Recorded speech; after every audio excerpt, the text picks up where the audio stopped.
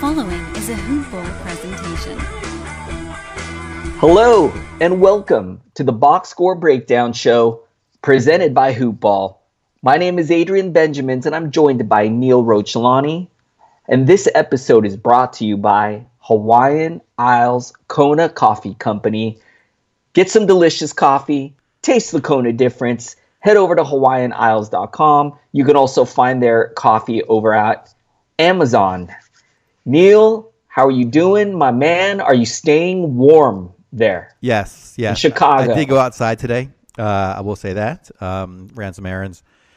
It's about single digits. You know, I can be outside for about a minute, and then I start to really feel it. So I'm a definite whip in this weather. But tomorrow's supposed to be back in the 20s, and then we're actually expecting 50 degrees on Monday. So wow. This is kind of crazy. We'll see if that actually transpires. But that is the forecast. I think we're past the worst of it. How are you doing out in California? Has the rain come yet? Have the rains falling? We got some rain today, and it was pretty crazy because we got some heavy lightning and thunder, and man, like it felt like the lightning and thunder was like right over my head. Like there were a couple times where the thunder was so loud. When you're that close to something so powerful, it's kind of scary, man. So, but again, nothing like what you're going through over there, man. Neil, I was hearing on the news, like I believe there's like over 20 people who have passed away due to that cold. When you tell me that you've gone outside, man, I'm like you're risking your life going out there, man. Well, yeah. I mean, those that unfortunately don't have homes or are struggling or get stuck out there, it's really bad. I think if you're out, you can certainly get around and sort of walk around for a little while. But yes, any extended period of time, it gets kind of dicey. At least yesterday when it was like 50 below with the wind chill. Yeah, that's just sad. I saw some stories on that as well. It's just really sad. Yeah, well, happy that you are doing well and that the weather is turning because that's just too cold, man. That's way too cold. Neil, big news today. A ginormous Woj bomb dropped. Porzingis traded to the Mavericks. What do you think about this? Let me give you the exact details here. The Knicks get DeAndre Jordan, Wesley Matthews, Dennis Smith Jr., and 2 future first-round picks. In exchange, the Mavericks get Kristaps Porzingis, Tim Hardaway Jr., Courtney Lee, and Trey Burke. What did you think of the deal? My first thought was I was really surprised that the Knicks would give this away. I'm assuming they have a plan in place where they are expecting some free agents to come this offseason, and I don't mean to be kind of a conspiracy theorist, but I think there's a lot of tampering that goes on in the NBA, and there's been some discussions. There are rumors Kevin Durant's going to go there. Maybe they got the okay that they don't need Porzingis, and he'd rather have so-and-so be there, like another free agent that might come, because now they have an opportunity to have 2 max players. So we'll see. It's hard for me to evaluate these trades right away. We know that trades sometimes take time to kind of figure out who wins, who loses, if maybe both teams win. So I'm not going to get into that. I kind of want to get into the fantasy analysis of this. Do you have any initial thoughts on the trade itself before we move over to the players involved? Yeah, well, first of all, I was stunned. I had never seen, Neil, a trade go so fast from Porzingis has expressed some concern about the direction of the Knicks. An hour later, the Knicks are exploring possible trades for Porzingis. 30, 45 minutes later, the Knicks have traded Porzingis to Dallas. It's like unbelievable how quick it snowballed. I was shocked. I was stunned. As you said, Neil, this appears to be all about the Knicks opening up money for 2 max players. As you said, Neil, rumors are likely it could be someone like Kevin Durant, maybe Kyrie Irving as well. And Neil, what's really interesting, the Knicks are in position to likely get a really high draft pick. Can you imagine if they land 2 top free agents and possibly Zion Williamson. Could you imagine? They go from zero to hero in one season, man. Unbelievable. What do you think about that? Yeah, they clearly have a blank slate right now on their roster. We can get into the players that are going to be playing for them, but even then, I think it's hard to trust. And who knows? But yeah, their team is completely going to be completely different next year than this year. So it is a canvas that I guess the management there would try to put together something spectacular. It could work out really well for them. My initial thought was Dallas got the best of this because I think Porzingis, if healthy, is a potential all-star, year in, year out. But health is part of the game, and so far he has not been a healthy player, and we'll see how he looks next year because I don't think he'll be back on the court this year. This is probably guarantees that. And, I agree with you. The Mavericks got the best guy. Neil, just a season ago, we thought Porzingis is like the cornerstone franchise guy you can build around. Neil, Porzingis paired up with Luka Doncic. Doesn't that sound like a great 1-2 punch to build around? I mean, you got a highly skilled front court player with a highly skilled backcourt player. I mean, the potential is just through the roof, right?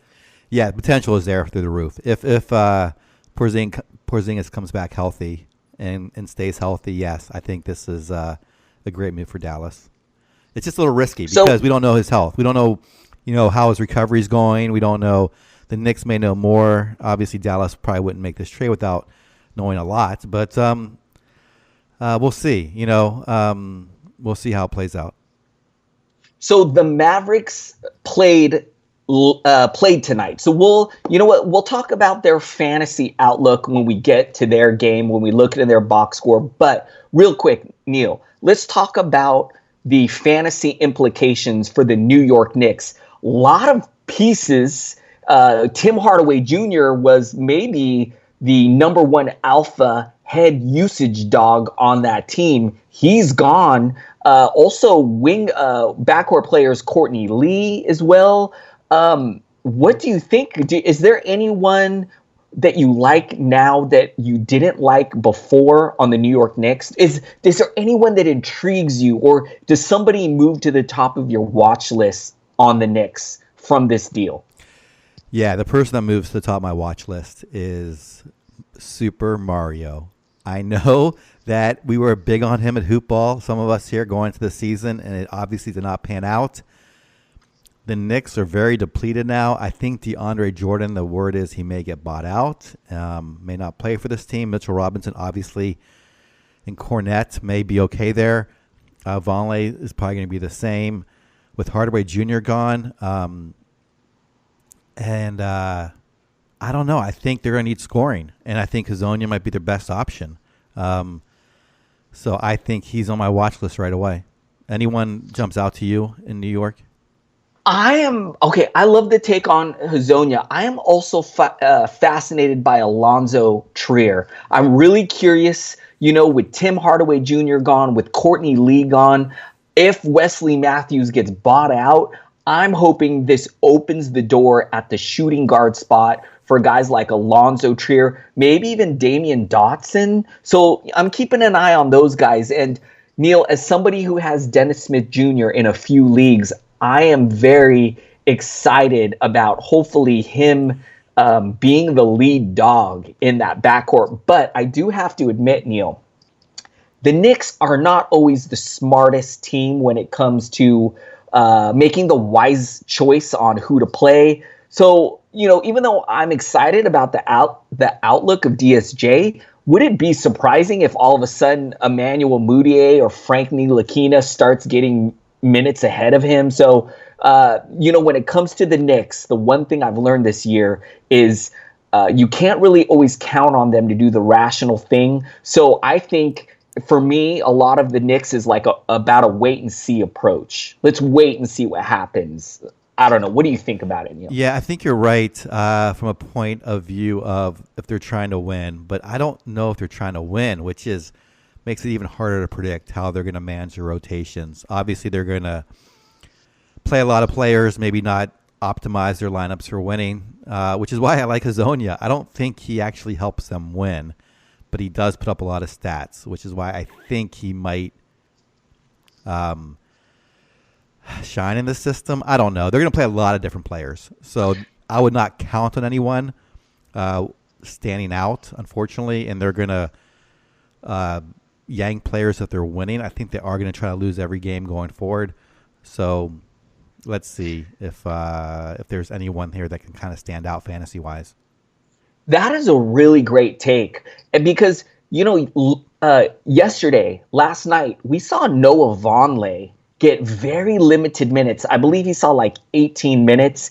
For like no reason, he wasn't in any foul trouble. A lot of people's theories is he's a player that helps them win, and they don't want to win, right? It makes no sense for them to win. If they're reloading with 2 max free agents, why not also add a really high draft pick as well to that mix? So it really makes no sense for them to win. They want to lose. So I love that take that you just had. They're going to lean on the guys that actually don't help them win. And in fantasy, we don't really care about that, right? We just care about the guys that get the popcorn stats for our fantasy team. Anyways, let's keep a close eye in the next game or two on what happens to the New York Knicks, because I'm intrigued by who could step up here, Neil. And they may not be done yet. We know that Cantor is probably on the move as well, so we'll see what transpires in that transaction. I imagine he'll be gone by the trade deadline too. So more to come. There you go. All right, should we go hop into game one? And that does include Dallas and Detroit, or Dallas, I should say, as the other partner in that trade. I think, is it your turn or is it my turn? I think it might be my turn. I think it is. Unfortunately. All right, I'm going to start with the Pacers and the Magic. A great game. Magic getting the victory here, 107-100. I'm going to jump over on the Indiana side. Going to start with Bogdanovich, who's having a pretty good season. Scores the ball. That's the one thing you can always count on with him. 21 points, 1 3. He shot 8 of 18, 4 of 4 from the line. Miles Turner, 27 points, 1 steal, 1 assist, 7 rebounds. I'm a little disappointed he didn't have any blocks, but whatever, man. I wish that he can have this kind of scoring output every night. He would be a first-round talent if he had this kind of scoring output every night with the other stuff that he does. 1 3, 10 of 16 shooting, a perfect 6 of 6 from the line. That's outstanding. Darren Collison has been good ever since Victor Oladipo's gone down. I feel like his numbers have risen. He's seeing a bump with no Oladipo. 16 points, 10 assists, a steal, 4 rebounds, 1 3, 7 of 13 from the field, 1 of 1 from the line. You got to be pretty happy if you hung in there and you stuck with Darren Collison. I didn't have the patience to do that, Neil, but some people did because they didn't have much of a choice, and now they're likely getting a little payoff here. Thad Young with 16 points, 2 steals, 4 assists, 10 rebounds, just contributing all over the place here. Shot a very efficient 8 of 13 from the field as well. It's a great game from him. Neil, my Domantas Sabonis has really kind of been on a downward trend, I feel like, the last few games. It's continuing again tonight, man. 4 points, a block, an assist, 4 rebounds on only 1 of 9 shooting. I'm a little bummed out here, man. I'm starting to wonder, do I need to move this guy to my bench? I got a bunch of guys on my team that are emerging as playable guys. So I'm wondering if now I need to switch Sabonis out of my lineup, move him to my bench. Neil, what are your thoughts on the Indiana Pacers? No Tyreek Evans tonight as well. I should note that. Yeah, Darren Collison has been a gem. I'm regretting now not holding on to him, but you can never predict injuries. And with, like you said, without Oladipo, he is playing phenomenally well. And then Miles Turner is up to like 38th overall in 8-cat leagues and has been, I think, getting stronger. I think he'll continue to rise as he becomes the focal point of this offense. I would caution you on some bonus. I would actually buy low on him. Over the last month, he is 114th in 8 category leagues. He is a much better player than that. If you can get 80 or 90th value for him, I think he'll creep back to that 50, 60 role that he was producing. He did take 9 shots tonight. I'm just going to chalk up this last streak to just kind of random variance. I think he's fine. That's my thoughts. Those are my thoughts, I should say, on Indiana. On the Orlando side, Adrian, Jonathan Isaac, you have to be smiling because of this. 13 points, 13 rebounds, 2 assists, 3-pointer, 2 blocks. Did shoot a little poorly from the field, 4-12, 4-4 from the line. Aaron Gordon, a very quiet night. He's been mediocre this season. Vucevic continues to be strong. Double-doubles, 17-10, 8 of 15 from the field. Augustine, another nice game from him, 20 points on 10 of 10 from the free throw line. Fournier, disappointing night. He is hot and cold and kind of ends up right there on the fringe. I have him in one league and going to hang on to him. Terrence Ross, he is someone that we have talked about. I just too nervous to stick with him. I should have. He is just going bananas. 3 steals tonight, 5 3-pointers, 30 points on 11 of 18 from the field. So contributed everywhere. Nothing really changes for me here on this team. Are you warming up to Isaac? Yes, sir. And Neil, I moved this guy into my starting lineup. So, I'm talking about roto leagues where you have a games cap. Like, obviously, if you're in a head-to-head league where you have no game cap limit, you're playing him no matter what. If you own him, you're playing him. But, Neil, I'm talking about, I got a couple leagues. I own Jonathan Isaac where you have a games limit in each spot on your roster. I moved him after the last couple games, Neil. I'm like, all right, I think I'm slowly starting to trust this guy. And tonight, I am encouraged by this line, man. It is, hello, Jonathan Isaac. Thank you for finally arriving. Hopefully, Neil, my fingers are crossed that this is not a fluke, that he is finally here. Maybe it just took him some time to get going, I guess. He needs half the season to warm up. Yeah, he's just like a car, an old car that just needs to warm up a little bit. Hey, man, I hope for your sake and all Isaac owners' sake that's correct, that he's going to continue to get better. Vucevic, want to mention, made the All-Star team. This guy is I believe his very first All-Star team. Nobody deserves it more than him. I was ecstatic to see that. And Neil, I love Terrence Ross, man. I unfortunately do not have him on a single team. I wish that I did. He lights it up, man. He's been scoring. He's been scoring like crazy, and really curious to see if this team does anything at the trade deadline. All right, man. That's all I got. All right. Okay. Let's keep rolling, man. I'm gonna jump into the Dallas Mavericks and the Detroit Pistons, and the Pistons getting the win here, 93-89. Neil, I talked about the Knicks adding 2 free agents, maybe getting Zion. Let me give you a scenario for the Mavericks. Porzingis sits the rest of the year.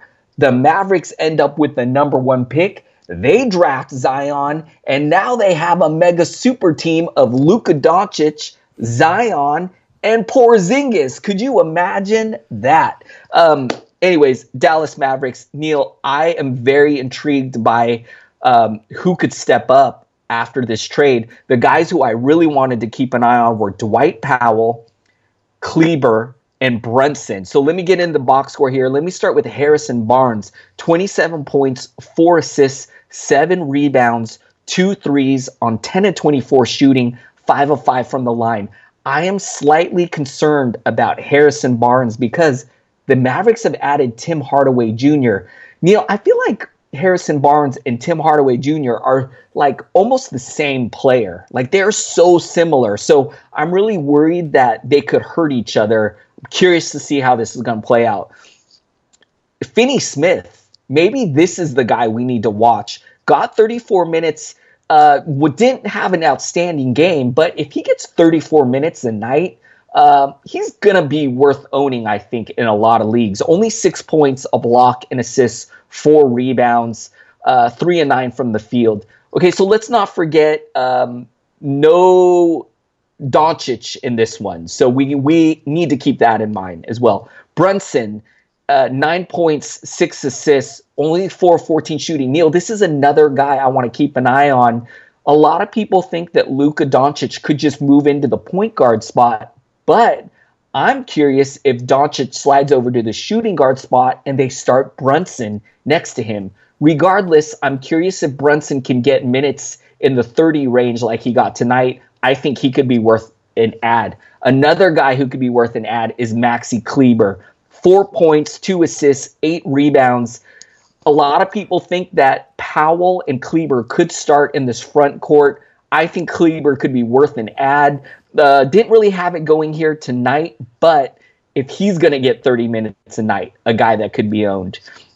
Really shocked to see Salah Mahari, I'm sorry, I totally butchered that name. I apologize, you guys. Get the start over Dwight Powell. He only had 4 points, 9 rebounds in this one in 19 minutes. No fouls either, so no foul trouble. I think Dwight Powell is the guy that you might want to own here. Now, he only got 24 minutes off the bench, did have 4 fouls, which may have been an issue, had 10 points, 5 rebounds, 1 assist, 1 steal, and 2 blocks. His per 36 numbers are pretty good. If he's going to get the starting nod and see big minutes, he could definitely be worth an ad. So let's keep an eye on the Dallas Mavericks. Neil, this was my longest team outlook I think I've ever had. What do you think of the Mavericks? Well, yeah, it's a complicated situation. Like you said, Doncic was out tonight, which kind of throws a wrench into it, and plus there are new players coming on. All right, so this is my take. I am not a believer in Powell. I know he's gotten a lot of buzz.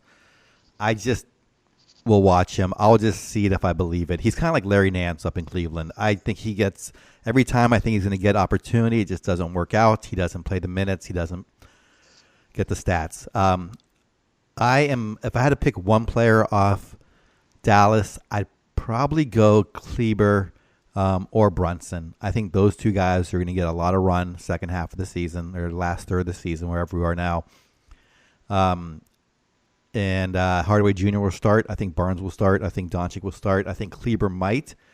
And Brunson, I think, is going to get like 28 to 30 minutes off the bench, and I think he could put up decent fantasy value. So it's really just Kleber and Brunson. I would not expect anything great out of them. Maybe 100, 80 to 80, 90 at best case scenario. So you're not looking at anyone great, but those two guys I think have potential. And then Dwight Powell. If Dwight Powell ever started and played 30 minutes, yes, I would want him, but he has never done that, and tonight didn't even get a chance to do it either. So not big on him. All right, that is my quicker take on Dallas. On Detroit, Griffin, 24 points, 10 rebounds. Gosh, he struggled tonight from the field, 8 of 26. Did make 2 3-pointers. Andre Drummond with what do you call this? Barbara Walters, 2020, 24 points, 20 rebounds. 11 of 13 from the field. This guy, man, he is just, I wish his free throw percentage would come up. Tonight, 2 for 2, but struggling this year from the line. Had a steal and a block as well. Reggie Jackson continues to be solid. Really great game here for him. 17 points, 7 rebounds, 9 assists. He's out there in a lot of waiver wires. He has games like this, and then he has bad games. He averages out to a low-end starter. In my opinion, 12 team leagues tonight, 2 steals and a 3-pointer as well. Not much from Reggie Bullock tonight, really disappointing. Just 4 points in 30 minutes, 1 of 8 shooting. Galloway, kind of a ho-hum night. Bruce Brown Jr. plays 20 minutes, does not score. Adrian, are we going to see a third fantasy asset here? I guess Reggie Jackson technically is the third fantasy asset, but no wing players have really emerged here. It's kind of a mishmash of mediocrity in terms of fantasy value. So I'm not counting on it. I think it's just kind of where it is at this point with Detroit. Any thoughts on the Pistons? Man, we talk about the Pistons all the time, and mostly because, to me, Neil, they're like one of the boring teams in the league, because they really only have two guys. I guess you could count throw Reggie Jackson in there, but they really that's the only guys you count on. And there's nobody else that you count on. And there's never any storyline to watch, right? Like there's never any, I wonder if this guy's going to step up tonight or, like, for example, with Jonathan Isaac, we're curious if he can finally put it together. So we watch him. Like, there's nobody like that on the Detroit Pistons. So, man, I have League Pass, Neil, and every time I'm going through which team I should watch, I don't think once this season I've picked the Detroit Pistons as a team that I want to watch. And I apologize to all you Detroit Pistons fans.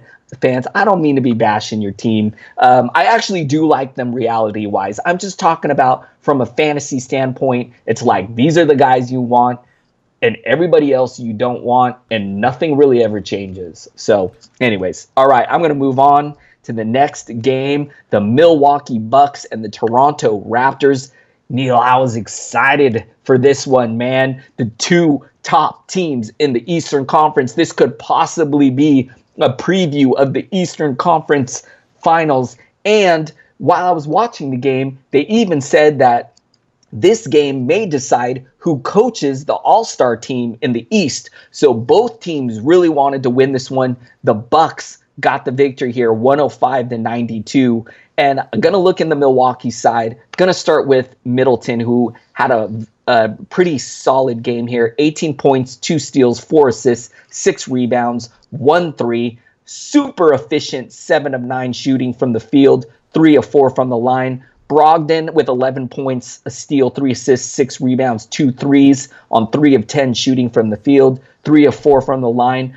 Brook Lopez, his stat set right here of 11.6 rebounds, 3 blocks, doesn't really do the justice of what he did out there on the court. He has a really nice presence for this team, really solid down low, getting rebounds, defensive rebounds when they need it. And man, he's a really nice fit. I was not a believer when he came to this team, and I have to say I was wrong. Reality-wise, man, Brook Lopez is a nice fit for this team. Bledsoe with a great game, 14 points, 4 steals, 6 assists with 8 rebounds, 2 threes, 6 of 12 shooting. That slump that Bledsoe had is a thing in the past, man. He put that thing behind him in the rearview mirror, and he has his foot on the gas pedal, man. He has been playing great. Giannis Antetokounmpo, 19 points, 2 blocks with 4 steals, 5 assists, 9 rebounds, 1 3 on 7 of 13 shooting from the field, 4 of 5 from the line, just sprinkling goodies all over the place tonight. Outstanding game from him. George Hill stepped up with 10 points off the bench. Wilson, their youngster, 16 points with a full line here. We don't really trust or own any of these guys on the bench, but just kind of cool to see a couple of these guys step up in a big game. Neil, what are your thoughts on the Milwaukee Bucks? Yeah, this entire starting five is, unlike the Pistons, all fantasy worthy and playing really well. Great win tonight in Toronto for the Bucks. DJ Wilson, I know you mentioned him at the end. I don't know if you picked him up in a dynasty league, or he may not be worth even a deeper team league at because he may not get that many minutes or put up obviously not these types of numbers on a night-to-night basis, but that guy looks really good. I really think he's going to have a future in the NBA, and I think he should be picked up in dynasty leagues. That's about it. Nothing else really changes on this team. He's had some good games. He looks good out there. Some basketball analysts that I follow seem to feel like he has potential as well. So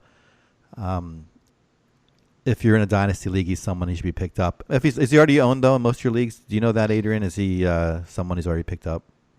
So in all my deep dynasty leagues, I play in a 24-team league and a 30-team league. He is owned. But I do also play, Neil, in a couple of shallower leagues. I'm talking like 14 to 16-team dynasty leagues. I believe he could be available there. And, Neil, I need to take a look at my worst guy and see if Wilson's potential is larger than my worst guy. And, Neil, I have to also mention, in my 30, I believe it was my 30-team dynasty league, it's a Red Rock league. somebody offered me DJ Wilson for my Jordan Clarkson, and I believe they also offered a late first-round pick. And Neil, my team is a tanking, rebuilding team. His team is a win-now team. I am kicking myself right now for not accepting that trade. I got to revisit that and see if that team would still be willing to make that deal with me, because it really makes no sense for me to have Jordan Clarkson. He's not helping me right now on a team. I am tanking for Zion in that league, Neil. So he is contending for a title. He wants Jordan Clarkson, and I can get a guy like DJ Wilson, who you said, Neil, could have some nice potential in 2 or 3 seasons from now. So I'm going to go back to that trade and see if that team would be willing to revisit that, man. All right. On to the Toronto side. Pascal Siakam kind of had the best game tonight. 28 points. He shot very well, 12 of 19 from the field, including 2 of 3 from three-point land and from the free throw line. 3 rebounds, 3 assists as well. Kawhi was a little quiet tonight. 7 of 20 shooting. 16 points, 8 rebounds, 2 assists. I think this was kind of the difference in the game. He just got shut down a little bit tonight. Maybe, like you said, a preview of what may come. 2 superstars out there. Great game. I know everyone loves to knock on the East, but I think Milwaukee and Toronto are very good teams and compete with anyone out West, except for maybe Golden State. But that's like everyone out West can't compete with Golden State, so it's not just the East. Kawhi, 3 steals. No 3-pointers tonight. Ibaka, solid night, 12 points, 10 rebounds. Did not shoot well again, 4-15. Did have 2 steals and 3 blocks. Lowry, a very quiet night from him, 4 for 11, just 10 points. This team just really got Milwaukee just flat out beat them. Van Fleet off the bench, played 30 minutes, but didn't really do much fantasy-wise, statistics-wise. Same with Norman Powell, played 23 minutes. Even Leonard's BFF, Danny Green, struggled tonight. Adrian, I don't know if you had him in there. He only played 13 minutes. Did not score. Did have a block that I saw. So that's about it. He had 4 rebounds as well. I hate to laugh. But, this games like this, even though Danny Green technically worth starting at 106 in a 12-team format, I could not stomach it. And tonight is one of those games. Thoughts from you on the Toronto Raptors? Oh, Danny Green, Neil. Danny Green, man. Man, I don't play this guy. He plays well. I play this guy, and he goes scoreless in 13 minutes. I think we should note he was dealing with some kind of illness tonight. I believe he even left the game early due to having some kind of a stomach bug. I think he did return and eventually come back to this game. So I'm going to chalk this up to him not feeling well, but it has not been very fun owning this guy, Neil. It's been pretty frustrating.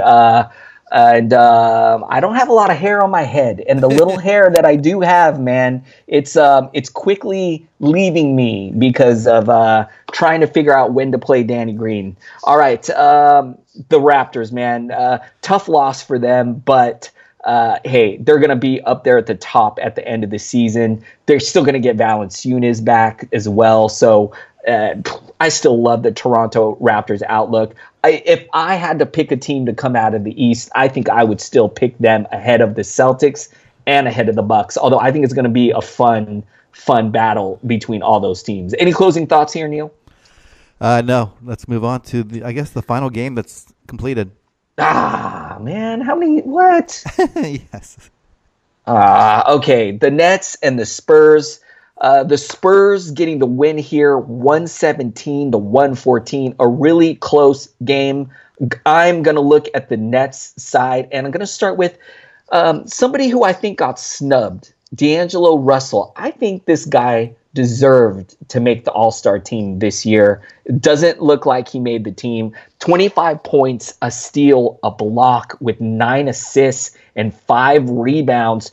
2 threes on 10 of 26 shooting from the field, 3 of 4 from the line. he's had an outstanding season. We keep saying that. I sound like a broken record.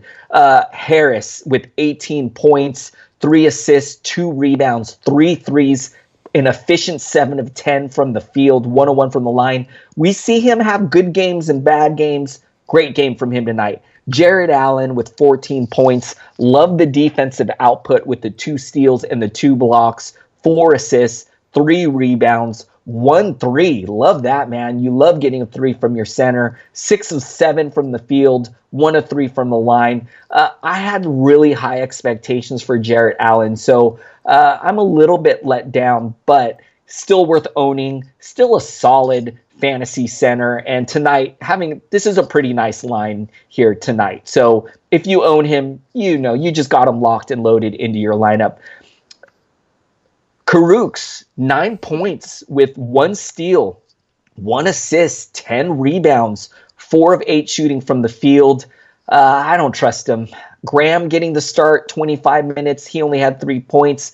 Neil, I picked up Napier, and I actually played him tonight in my home league. 15 points, 2 blocks, 7 assists, 2 threes. He only shot 4 of 13 from the field, 5 of 6 from the line. He looks locked and loaded in that Dinwiddie role, that backup point guard. He's getting good minutes. His usage is pretty good. And I'll take this line tonight. And if he keeps playing like this, I'll be happy with this kind of output. Damari Carroll having a nice game off the bench with 18 points, 5 rebounds, 2 assists, 5 of 13. He had 3 threes tonight, 5 of 7 from the line. Davis, he's always good for double-digit rebounds. I feel like he's always getting boards, but, in 20 minutes, I don't trust him. 6 minutes, 11 boards for him. Hollis Jefferson fell off a cliff tonight, you guys. Only 18 minutes, 6 points, 2 assists, 6 rebounds. May have had a little foul trouble. He did have 3 fouls in that 18 minutes. I would stick with Hollis Jefferson, although this is not a great sign. If you did pick him up, you're probably disappointed with what you saw from him tonight. Neil, what are your thoughts on the Nets? Yeah, D'Angelo Russell is having a great season. Like you said, it's not everyone can make the All-Star game, but he is perhaps deserving of it, at least on the cusp of it. The one player we have talked about is Napier. I don't know. He's probably been picked up in perhaps some leagues. Over the last 4 games where he's gotten around 28 minutes, he is averaging around 100th overall on a per-game basis in 8 category leagues. So he is worth owning as long as LeVert and Dinwiddie are out, and those guys are expected to be out until March. I don't think they'll come back before then.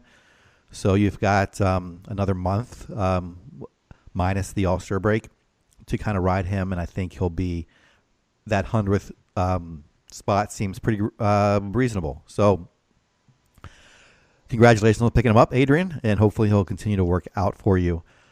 I'm going to hop. No one else really jumps out at me. Like you said, I don't really trust Karooks or RHJ. Ed Davis, though, if you need rebounds, he can help you there. All right, on the San Antonio side, Aldridge, another solid game, 20 points, 13 rebounds, 10 of 11 from the free throw line. DeRozan comes back, double-doubles here, 15 points, 10 rebounds, 4 assists. Derek White, he has been much better than I expected. Tonight just went nuts, 26 points, 6 assists on 8 of 13 shooting, 3 three-pointers, 1 steal, and 2 blocks. Certainly a career night in terms of fantasy value. And then Bryn Forbes, someone I've been tracking, has never really gotten there, and now with DeRozan back is kind of taking a back seat in terms of usage. 11 points tonight, 5 rebounds. Did take 15 shots, including 7 three-pointers, just made 3 of them. So I'm still going to watch him, but I'm not really going to count on him. Rudy Gay, steady, low-end player, mid-round to low-round value, 28 minutes, 15 points, 7 rebounds, 2 assists, 2 steals, and a three-pointer. I'm really impressed by Derek White. I don't know if you had a chance to pick him by Adrian. I was very skeptical that he could fill shoes quickly, and he has done so. And I think he's going to stick around. Any thoughts from you on the Spurs? All right, had a little technical difficulties there. We have lost Adrian. Unfortunately, he is gone for the night. I had some internet issues here when I was trying to pass it back to him after the Spurs game, and I can never reconnect with him. My internet, though, is back up and running, so I'm going to just run through the last two games of the evening. Nice win here for the 76ers in Golden State. 113-104. Led by Joel Embiid, 26 points, 20 rebounds, 5 assists, 2 steals. No blocks tonight, 8 turnovers. Ben Simmons having a monster game as well, 26 points, 8 rebounds, 6 assists, a block, 3 steals. He did it all tonight. Butler a little quieter, 7 points, 9 rebounds, 6 assists on the evening. He did not shoot so well, 3 of 13, but he does so much in the defensive department. Played 37 minutes and helped them down the stretch. Did contribute a steal. Wilson Chandler still not doing much in a starting role, just 21 minutes, no fantasy value. J.J. Redick continues to be decent, 15 points, 4 3-pointers. Combined a handful of rebounds and assists, not much else. Muscala plays 21 minutes off the bench. Shamet, 16 minutes, and that's about it. Embiid, first-round value. Butler, second. Simmons, turnovers kill him. 9-category league, 62nd, but will come up after today's game. Redick, right around 80th, and then no one else on this team. We'll see if they do anything at the trade deadline. On the Golden State side, they were without Klay Thompson, who sat tonight, and Antonio McKinney got the start. Did go 5 of 5 from the field for 11 points, but not much else. It was Steph Curry tonight leading the way, knocking down 14 shots, 10 of them three-pointers. 2 steals, 41 points for him. Turned the ball over 6 times, so kind of what you expect from Steph in a high-profile game, playing 38 minutes. Had 6 assists as well, along with 4 rebounds. Cousins, still on this minute restriction, played 25 minutes tonight, 7.6 rebounds, 6 assists. Did not shoot well tonight, 3 of 11 from the field. Did get 3 steals and a block. I am still expecting him to be somewhere between 40 and 50 on a per-game basis, and not playing back-to-backs, and maybe getting some rest at the very end of the season. See how that plays out. Durant took 24 shots himself, 11 were made, 25 points, 4 rebounds, 4 assists. He struggled from the three-point land, just 1 of 8. Did have 2 steals. Draymond Green like night, 8 rebounds, 10 assists, 2 steals, 3 blocks. Unfortunately, just 1 of 6 from the field, 4 points. I was curious to see if Draymond Green's value would go down with Cousins come in. It has not affected his rebounds or assists, so those are the 2 categories I was concerned about. So far, no problem with Draymond's value at all, and everyone else seems to be doing just the same.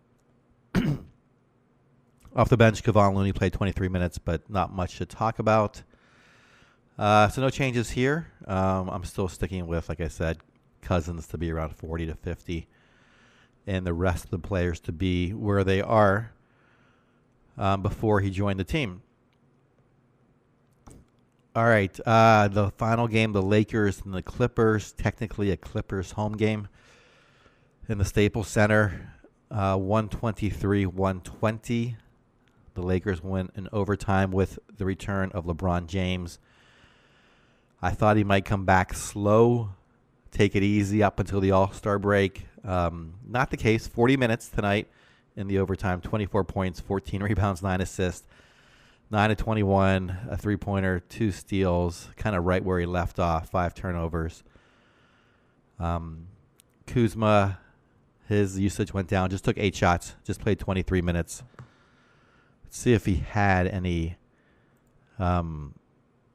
He did get injured with a hip strain, so that limited his time. We'll see how long he'll be out. Or that could have been prior to the game. I'm not sure. I'm sorry about that. Let's check on that tomorrow. Rondo starting at point guard looks so much better when he has LeBron next to him. 14 points, 13 rebounds, 7 assists. This is what I think you can kind of expect. I mean, it did go to overtime, so maybe not this many rebounds, but the assists will be around 10, I think. 8 to 10 rebounds, 6 to 8, and he could make about a dozen points a game. So I think he's going to be close to a triple-double, very low-end triple-double, and worth starting. Brandon Ingram played 44 minutes, 19 points, 7 to 12 from the field, 4 rebounds, 4 assists. Lance Stevenson, 30 minutes off the bench, really helped this team in the overtime. Scored 20 points on 6 to 10 shooting. Josh Hart goes back to not doing much, just 21 minutes, just 2 points. The biggest question here is the center position. As far as I'm concerned, Zubac starts 18 minutes. Tyson Chandler off the bench, 18 minutes. JaVale McGee off the bench, 17 minutes. McGee had the best line, 11 points, 5 rebounds, 2 blocks. Tyson Chandler, 4 points, 5 rebounds, 2 blocks. Zubac, 7 points, 3 rebounds, and no blocks. I know that McGee flourished with LeBron in there, and I am really hoping that will continue since I own him in one league. Not sure. 17 minutes is a little low considering the overtime for McGee. I would like to see him get 22 to be comfortable with him. He certainly can be valuable with less than that, but he is very good once he gets above that mark. And then he was stellar when he was getting like 26 to 28 minutes a game in those rare occasions. So I would like to see him get back there. I don't really trust anyone now. I think we'll have to see what happens to the trade deadline. Obviously, they are making a strong play for Anthony Davis, and that could change everything. So just wait and see on them for now. On the Clippers side, Beverly continues his strong performances with the absence of Gallinari tonight. Beverly, 17 points, 8 rebounds, 4 assists. He shot 6 for 11, so better night shooting than normal, including 5 of 8 for three-point land. That is a bit higher, but still the 8 rebounds, the 4 assists, the 5 three-pointers, 2 steals, and a block. Just 2 turnovers. Maybe you can't avoid him. I am still worried about his percentages. And, sometimes he puts up very low-end point scoring. But it has been good the last few games, I should say. So maybe it can be trusted. I am still going to pass for now. I don't know how long Gallinari will be out. And I think that is the biggest concern. It's supposed to be back on the 3rd February. So one more game. Maybe you try Beverly one more time. Or you try him one last time. Let's see what happens when Galler comes back. I expect him to go back, Beverly to go back to his normal role of not having fantasy value. Tobias Harris, solid tonight, 15 points, 8 rebounds, 8 assists, a three-pointer. Avery Bradley, not bad night, 13 points, 8 rebounds, 2 steals, a block, 5 of 15 shooting. Shai Gilgeous-Alexander. In addition to butchering his name, I butchered his expectations. This guy, I still believe, or this young man, I should say, I still believe will be very good in the NBA, just not a fantasy asset this year. 10 points, 2 rebounds, 3 assists, 4 of 12 shooting, 2 steals. Lou Williams gets it done off the bench as usual, 24 points, 6 assists, 10 of 18 from the field. Struggle from the line, though, 2 of 5. Very much an anomaly. 2 3-pointers, 2 steals. Montrezl Harrell, quiet in 23 minutes, 15 points, 8 rebounds. Not a bad night. 7 of 11 from the field, 2 blocks, a steal. Did struggle from the free throw line, 1 of 5. Boban played 13 minutes, something that happens on occasion. Not much value. Gortat, 16 minutes in a starting role.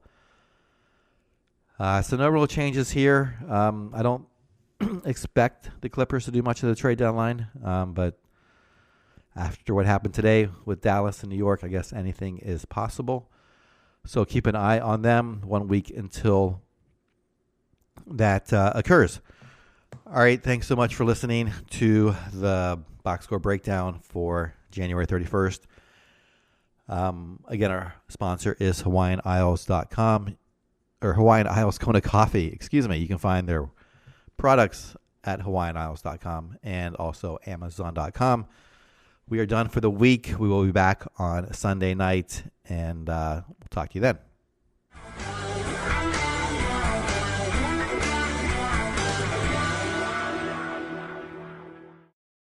This has been a Hoop Ball presentation.